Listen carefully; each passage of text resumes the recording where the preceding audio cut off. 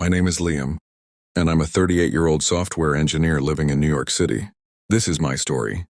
I didn't even flinch when the words left her mouth. There were 37 people packed into that room. Friends, co-workers, neighbors. All of them froze when my wife, Lisa, lifted her glass, her lipstick staining the rim, and smiled that calculated, merciless smile. "The best gift," she said, "is you walking out of my life." Nervous, thin laughter rippled through the crowd, shattering against the silence like brittle glass. Every eye turned toward me, waiting, expecting outrage, humiliation, collapse. I gave them nothing. I raised my glass, clinked hers, took a sip, and sat back down. On the outside, I looked perfectly calm. Inside, I shattered. It hadn't always been like this. There was a time she looked at me like I was the only man alive. Back then, we were broke but unstoppable, whispering about our future as if saying it too loud would break the magic. She told me I was her safe place. She was mine. But comfort curdles and success breeds a sense of entitlement. Slowly, her laughter turned sharp where it had once been soft. She stopped reaching for my hand. She started scanning the room as if she was always waiting for someone better. At first, I blamed myself.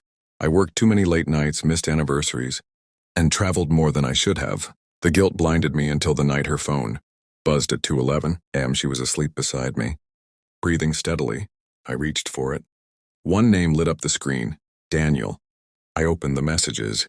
In a single thread, my marriage was gone. I never confronted her. That would have given her the chance to twist it, deny it, or cry her way out. Instead, I watched her. Every smile, every excuse, every meeting. I became a ghost in my own home. She thought she was deceiving me. She didn't realize I was memorizing her tells and her patterns. That birthday toast wasn't just cruelty. It was arrogance. She thought she had already won. She thought I was broken. But I wasn't broken. I was preparing. The night after her party, while she slept in the guest room, she hadn't shared my bed in months. I sat in the study and began pulling threads. Bank accounts, credit cards, property titles. She'd grown careless, used to spending freely, never noticing the quiet transfers I'd been making for months, funneling everything into an account she couldn't touch. The house was legally mine. She'd once brushed it off early in our marriage. "We trust each other." "It doesn't matter," she'd said. I remembered. The next morning, I called my lawyer. Within days, the papers were signed, and the house was listed. She never even glanced at the mail. Her affair? I had it all documented. Photos, texts, call logs. Enough to scorch her reputation. Enough to leave her defenseless in court. She thought she'd humiliated me in front of 37 witnesses. She had no idea what real humiliation was. A week later, I set it all in motion. I left before dawn, packing only 2 suitcases. By the time she woke up, the house was half empty. At noon, her credit card declined. By evening, every account was frozen. The ownership of the house had already been transferred. That morning, she had walked those halls like a queen. By nightfall, she was a tenant in someone else's home. And then came the silence. 23 calls that first day. By the second, desperate texts. By the third, pleading, "We can talk. This is childish. You're hurting us both." I never replied. The final blow came on the 7th day.